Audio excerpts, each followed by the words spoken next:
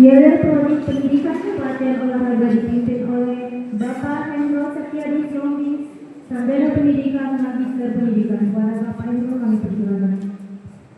Terima kasih kepada Adik Teddy. Saya harap kepada seluruh mahasiswa-mahasiswi silakan berdiri. Seperti yang saya sampaikan tadi, sampaikan dengan lugas, dengan jelas, dengan semangat. Salam olahraga. Salam olahraga. PKO IPTS. 1, 2, 3. Yel. Udah lihat semua teksnya. Saya ulangi. Salam olahraga. Salam olahraga. PKO IPTS. 1, 2, 3.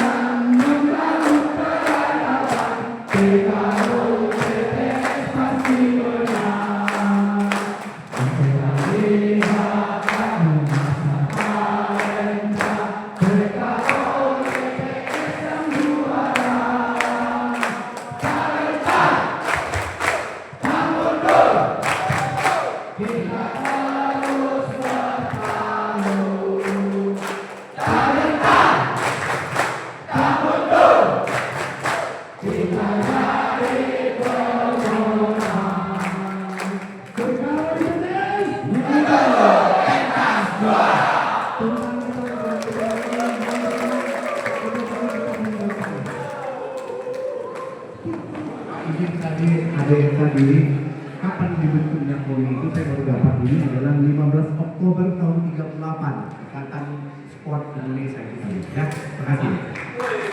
Terima kasih.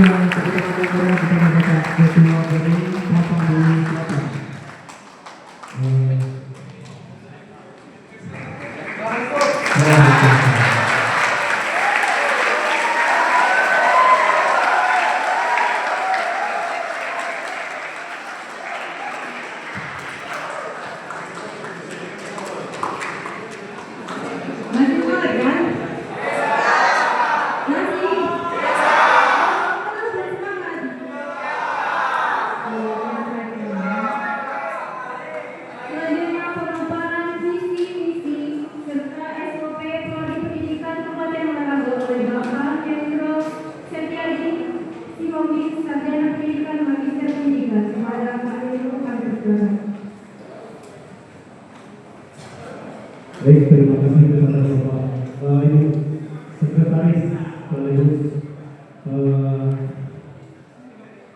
moderator pada kegiatan pada sore ini. Saya harap apa yang ada di tampilan di depan itulah rules atau perjalanan kamu selama di PKO IPTS. Apabila kamu melewati dari aturan yang ada di depan, kamu akan mendapatkan konsekuensi yang sudah ditetapkan di PKO IPTS. Jadi saya minta apa yang saya sampaikan, apa yang ditampilkan di depan, mohon disimak, mohon dipahami, dijalankan dengan baik. Apabila ada yang kurang pas di hati kamu, silakan kamu ajukan nanti pertanyaan. Baik, selanjutnya visi di PKO IPTS menjadikan program studi pendidikan kepelatihan olahraga pada tahun 2028 yang berdaya saing di bidang ilmu kepelatihan olahraga dan mampu menerapkan pembelajaran transformatif dan berorientasi karakter. Ini diambil dari visinya IPTS, yang dimana di tahun 2008 akan ada perubahan visi. Apa itu visinya?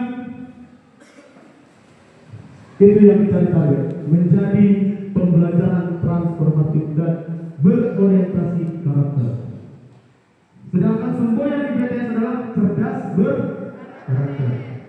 PKL di PTS jadi harus memiliki karakter yang bisa menjadi panutan di prodi-prodi lain atau fakultas lain. Saya minta selama kamu berada di IPTS, jangan ada masalah yang kamu mulai duluan. Saya minta masalah itu berasal dari orang lain duluan. Kalau dari kamu duluan, beda cerita. Ya, kalau dari kamu duluan akan beda cerita. Apakah kalian kami bela? Apakah kalian kami tolong? Atau apakah kalian kami biarkan? Jadi saya kami minta Bapak Ibu dosen semua, jangan ada kalian masalah itu. Karena apa? Di mana-mana kita lihat olahraga itu selalu kelebihan apa? Energi, ya, kelebihan energi. Jadi waktu praktek energinya belum terlampiaskan.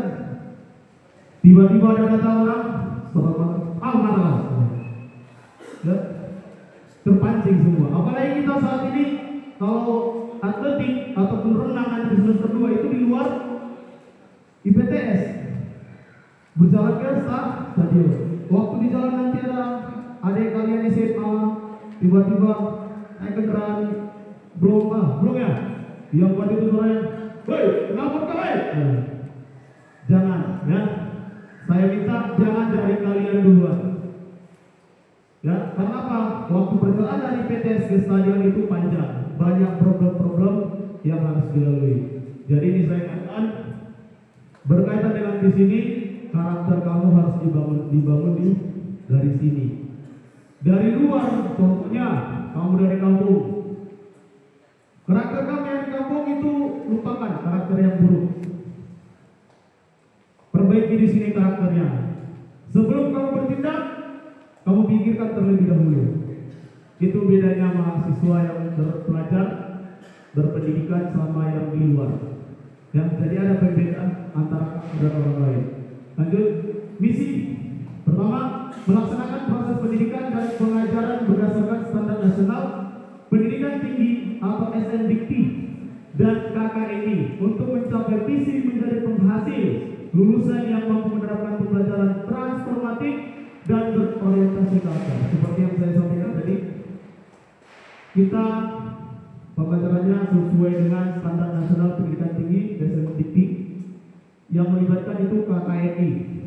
KKNI ini ada, tadi saya masuk di kelas 1A, sedikit saya singgung, itu ada 6 tugas pokok utama yang harus dipenuhi. Ya, mungkin di kelas lain nanti akan disampaikan oleh Bapak Ibu dosen yang lain. Itu 6 tugas mahasiswa utama itu wajib kamu selesaikan, mau itu kelompok, individu, dan lain-lain. Selanjutnya, melaksanakan pelatihan, workshop, dan pengembangan pada ilmu pengetahuan dan teknologi di bidang pendidikan kebudayaan olahraga yang berwawasan konservasi. Ya, kita nanti output dari kita itu banyak. Ada yang bisa pelatih, seperti tadi yang saya bilang, ada buat event SD SMP, ada yang buat sosialisasi ke sekolah. Jadi ada output dari mata kuliah yang dijalankan. Boleh bantu. Selanjutnya, fokus lagi mengembangkan penelitian dan pengabdian kepada masyarakat dalam upaya mensejahterakan masyarakat melalui bidang pendidikan keberagaman secara kontinu sesuai dengan perkembangan zaman. Yang dimaksud di sini, contohnya, ya, ada kamu jumpai Bapak Ibu dosen, Pak Bu, di kampung saya buat kampung saya sendiri, ya, Desa Simatoir, Kecamatan Parangsiling, Panampalajulu. Pak Bu, Parangsiling, Panampalajulu itu olahraganya minim. Dan di sana itu digemari banyaknya badminton contohnya, tapi tidak ada lapangan, tidak ada fasilitas. Waktu kamu menyampaikan itu, kita akan melaksanakan diskusi. Diskusi apa yang akan kita sampaikan? Diskusi untuk pengabdian masyarakat. Kalian yang dilibatkan. Jadi setiap daerah ataupun kampung kamu yang masih minim fasilitas, kita akan usahakan dongkrak. Dengan apa? Dengan bertukar pikiran. Kalau kalian tidak menyampaikan, bagaimana kami tahu kalau di kampung kami itu masih tertinggal di salah satu cabang olahraga atau cabang olahraga yang lain? Itu ya, pengabdian masyarakat atau melakukan penelitian. Selanjutnya menjalin kolaborasi kemitraan dengan instansi dan organisasi olahraga untuk menyelenggarakan berbagai pelatihan olahraga seperti tadi Boni. Ya, di akhir semester ini, insya Allah itu ada lisensi pelatih bola voli.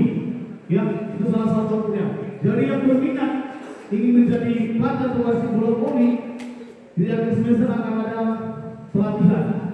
Sama dengan handball juga, ya Pak Iman. Handball juga sudah diajukan MOU untuk melaksanakan pelatihan atau wasit. Karena handball ini salah satu olahraga baru, peminatnya masih sedikit. Jadi yang sudah Bapak Ketua tadi, cari peluang yang besar. Jangan kalau bertahan di satu titik. Contohnya, bukan saya bilang peluang rendah, tapi saya kasih contoh sepak bola. Itu seluruh masyarakat bisa main bola. Mampukah kamu bersaing di antara mereka? Ini cerita konteks dari pengurus-pengurus yang lain. Ini keterampilan kamu. Mampukah kamu bersaing dengan mereka? Nah, itu kembali ke diri kamu. Jadi kalau tidak mampu, apa yang cocok sama saya? Apa yang cocok? Apakah saya mesti menjadi atlet, pelatih, wasit, atau saya fokus ke gelar sarjana menjadi guru? Itu kembali ke diri kita, diri kalian masing-masing. Setelahnya tadi, penguatan SDM dalam manajemen dalam penghasilan lulusan yang memiliki kemampuan mengajar, bersertifikat dalam kemampuan pelatih, dan manajemen kegiatan olahraga yang profesional. Itu tadi saya bilang, di luar dari pelatih, wasit kamu bisa menjadi guru. Kamu bisa menjadi tes PPG, berhak ijazah kamu berlaku. Jadi kalau memang cita-cita kamu sudah selesai, sepertinya Pak saya sudah tidak bisa jadi atlet lagi karena saingan saya berat. Saya fokus kuliah aja Pak, SPD. Yaudah kita bantu. 4 tahun kita usahakan kamu lulus. Ya, itu sudah komitmen Bapak Ibu dosen. Tapi jangan yang dosen yang mengejar kalian adalah itikat baik Pak, Bu, saya lulus 4 tahun fokus mengejar sarjana. Bagaimana caranya? Bagaimana rencananya? Silakan bertanya. Jangan dosennya, kamu bagaimana lulus 4 tahun? Yuk, tapi kamu datang ke prodi. Kan nggak mungkin kami datangi ke rumah. Ya datanglah ke prodi, cerita, bertukar pikiran, buku-buku banyak di prodi, di lemari, ya, itu bertukar pikiran, pengalaman. Next Bu. Oke, SOP prodi. Itu tadi tujuan dari kamu masuk PKO PPTS. Sekarang seperti standar operasional. Pertama, etika komunikasi. Pastikan untuk menggunakan bahasa yang formal dan sopan. Pastikan untuk menyertakan semua informasi yang diperlukan, seperti nama, mata kuliah, dan topik yang ingin dibahas. Pastikan untuk menunjukkan rasa hormat dan menghargai waktu dosen. Sini saya ingatkan, saya catat garis besar ya. Kami Bapak Ibu dosen bukan berharap yang maha dihargai, bukan berharap, woi itu dosen pengen dihargai aja tuh, enggak. Kami Bapak Ibu dosen bukan berharap seperti itu, tapi ada saatnya kamu berbicara itu ada etika, ada sopan santun. Contohnya sederhana saja. Waktu saya berbicara, kamu bercerita di situ. Apakah itu etika yang bagus? Nah, mungkin kamu yang menjawab. Karena kamu sudah masuk ke kategori dewasa, mampu berpikir, mampu memahami benar logika. Selanjutnya, nah itu contoh untuk cek apapun bahasa yang cocok untuk dosen. Kalau sudah saya kamu komunikasi dengan dosen tersebut, tidak usah seperti itu. Assalamualaikum Pak, selamat siang Pak, selamat pagi Pak, izin mengganggu waktunya, saya ingin bertanya. Kalau sudah sering cerita, tidak usah lagi ngobrol namanya. Ya, langsung izin Pak, maaf mengganggu waktunya, izinkan bertanya.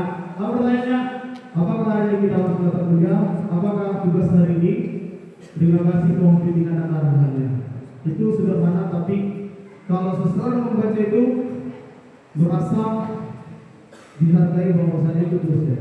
Beda dihargai secara emosional, beda dihargai secara hati nurani. Ya, jadi ikhlas itu harganya. Kita bukan orang untuk dihargai setinggi ini tidak, tapi ada etika berbicara. Nanti bu, selanjutnya etika berpakaian. Yang pertama di ruangan, kaos bergerak atau kemeja, training atau celana panjang, sepatu, tidak memakai bahan jeans, pakaian tidak berlambang dan ketat. Nah ini saya pikir setuju semua. Coba dibaca dulu, ada yang nggak setuju? Pak, saya mau pakai celana bolong-bolong, tak boleh pak? Nah, ini cuma ini, boleh pak sampai bolong-bolong? Nggak boleh ya? Oh di bawah yang bolong, ya? Di lututnya tidak boleh bolong. Itu untuk ruangan, ya? Kaos bergerak, kemeja, boleh kamu seperti Pak Aris, kaos tapi dia bergerak, jangan kaos obrol, ya? Itu pakaian lapangan. Selanjutnya training atau celana panjang. Nah, boleh pakai training kalau di ruangan, boleh pakai celana keper. Sepatu boleh, sepatu yang seperti kalian pakai sekarang, tapi jangan pakai sandal. Selanjutnya tidak memakai bahan jeans, ya, cari yang tidak bahan jeans. Bagian tidak merawat dan seperti ini laki-laki dan perempuan, khususnya perempuan, ya, kamu jangan begitu. Selanjutnya untuk lapangan praktek. Semua putra putri wajib memakai ini, ya, wajib. Ya, wajib memakai ini. Jadi dari sekarang dipersiapkan, dicicil pelan-pelan, dibeli pelan-pelan. Saya pikir ini ada yang murah. Ya. Apalagi sekarang udah ada online, ada diskon-diskon. Nah, mungkin kalian lebih tahu dari saya. Laki-laki perempuan wajib memakai ini. Selanjutnya memakai manset khusus perempuan. Ya, kalau yang laki-laki bebas. Kalau kamu takut kita pak, saya takut kita pak, saya mau pakai manset. Tapi kalau perempuan diwajibkan pakai manset. Ya. Selanjutnya sepatu sport sesuai kebutuhan mata kuliah. Nah, ya, silakan. Kalau praktek jangan ada pakai apa namanya, sepatu. Ya, sepatu. Ini apa namanya? Sepatu kondangan, jangan. Wajib pakai sepatu sport. Ya. Kalau kita atletik materinya lari sprint, Pak, saya ada lari sepatu sprint. Nah, apa? Silakan bawa, tidak apa-apa. Yang penting kamu bawa sepatu sport, pakai sepatu sport. Ya. Cocok, setuju? Setuju? Ya, nanti ada yang setuju. Pak, saya pertemuan pertama ini boleh pakai sepatu ini aja Pak, karena belum terbeli. Boleh silakan. Jadi enak komunikasi itu. Jangan ada komunikasi, kalau ada komunikasi itu nanti jatuhnya miskomunikasi, jadi dendam-dendaman kita. Ya, komunikasikan aja. Selanjutnya etika lingkungan kampus, mana yang terakhir. Taat terhadap aturan-aturan kampus sesuai dengan pedoman akademik. Saya pikir buku pedoman akademik sudah dibagi. Ada yang belum? Siapa yang belum? Belum. Buku pedoman akademik. Tadi pertemuan pertama ada yang bawa buku pedoman akademik. Siapa tadi orangnya? Udah dapat kan? Buku pedomannya? Udah dapat. Pertanyaannya, yang udah baca siapa? Ada yang udah baca? Enggak ada Pak. Plastiknya pun belum terbuka Pak. Tadi mah Bapak lagi. Nah, ya. Itu dibaca buku pedoman akademiknya, ya, dipahami. Selanjutnya mahasiswa beragama Islam memakai kerudung. Ya, waktu praktek itu memakai kerudung. Untuk yang agama Islam, untuk yang non biasa saja. Ya. Selanjutnya sakit atau izin melampirkan surat keterangan resmi. Kalau kamu sakit tidak berlaku cek. Ya. Cek itu berlaku apabila dilakukan dengan surat izin. Tapi kalau hanya cek kamu bersurat, Pak, saya mata kuliah tadi tidak bisa datang pagi ini karena saya terlambat bangun. Nah, itu kan fatal. Pak, saya mata kuliah handball tidak datang pagi ini. Kenapa? Sakit perut. Sakit perut alasannya. Mana saudara? Sederhana kan? Sederhana. Tapi kalau kamu sakit waktu kegiatan, contohnya materi atletik, pemanasan tiba-tiba perut kamu sakit. Ah, saya sakit. Silakan dulu. Dan kamu akan tetap terhidup hadir. Tidak absen, tetap terhidup hadir. Makanya lebih baik kamu datang daripada kamu tidak datang. Kecuali memang kamu sudah di puskesmas, klinik, rumah sakit. Itu boleh. Tidak ada masalah. Ya, jadi kita menghargai peraturan-peraturan yang sederhana, jadi terbiasa. Lanjut, aturan prodi. Oh ya, satu lagi, sebelum aturan prodi, masalah selanjutnya tadi. Kalau kamu aktif, ya aktif, mau itu kecamatan, daerah, kota, kabupaten, provinsi, nasional, internasional. Kalau kamu ingin pergi bertanding, seperti yang saya bilang tadi, lampirkan surat dispensasi. Ya, tahu surat dispensasi? Ya, dispensasi itu surat izin. Berapa hari pun kamu pertandingan, kalau di 1 minggu tapi di surat itu memang benar 1 minggu, kamu akan tetap dihitung hadir. Itu sudah kesepakatan prodi, itu sudah kesepakatan bersama. Kamu tetap terhitung hadir. Ya, biarpun itu 1 minggu. Contohnya, Pak, saya perwakilan dari Poni Madinah, sepak bola lama, sistem jumpa, ya kan? Tim, ada 1 minggu Pak, silakan berangkat. Lampirkan surat dispensasinya. Kalau kamu juara, kemungkinan dari 80% yang masuk akan ditambah nilai kamu. Kalau tidak juara, tetap ditambah nilai kamu, tapi tidak setinggi yang juara. Ya, satu lagi, tugas kamu tetap dikumpul, tanya teman-temannya, ya. Karena itu tanggung jawab kamu. Di luar dari kamu aktif, kamu juga harus memiliki tanggung jawab di tugas-tugas. Tanya apa tugas-tugasnya, ya. Jadi itu untuk dispensasi tadi, ya. Selanjutnya aturan prodi, memakai baju hitam putih setiap hari Rabu selama 1 semester. Nah, ini kesepakatan bersama ini.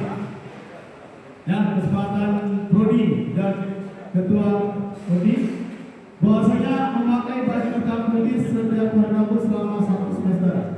Ya, kalau di dalam kelas, kalau di lapangan tetap memakai baju praktek. Contohnya tadi seperti kelas 1A, kalau kita minggu depan itu praktek, kalian memakai baju praktek. Jangan pakai hitam putih. Ya. Selanjutnya masuk ke ruangan lapangan maksimal terlambat 10 menit. Tidak bertindik memakai aksesoris. Nah, ini kalau di dalam pendidikan tidak ada namanya preman. Ya. Yang ada di situ cerdas, pintar, beretika baik, berpenampilan rapi. Tidak ada di situ yang konteksnya preman. Pak, saya tadi untuk preman atau bergaya, tidak. Ya, yang di dalam pendidikan itu cerdas, berkarakter, itu yang ada dalam pendidikan. Jadi kalau kamu ada tindik, kamu lepas, dia akan berlubang yang bentuk sendiri. Kalau kamu ada aksesoris yang beratnya 1 kilo, 10 kilo, tinggalkan di rumah. Ya, kalau ada cincin kamu yang 10 gram, tinggalkan di rumah. Itu tidak berlaku. Ya, yang berlaku itu tugas-tugas kamu yang tinggalkan dalam minggu perkuliahan. Mungkin demikian yang dapat saya sampaikan. Saya mohon izin kepada Pak Sambul, Pak Dika, Pak Prodi. Siapa saya yang menyampaikan ini Bapak Prodi. Tapi karena Bapak Prodi ada kegiatan mengantarkan ketua Prodi, jadi saya ambil ada kekurangan. Kepada saya mohon ampun, kepada kita semua saya mohon maaf. Mungkin ada penambahan dari Bapak Ketua Prodi atau Bapak pembina kita, pelopor PKU PTS di Institut Pendidikan Tapanuli Selatan. Saya persilakan demikian. Baik.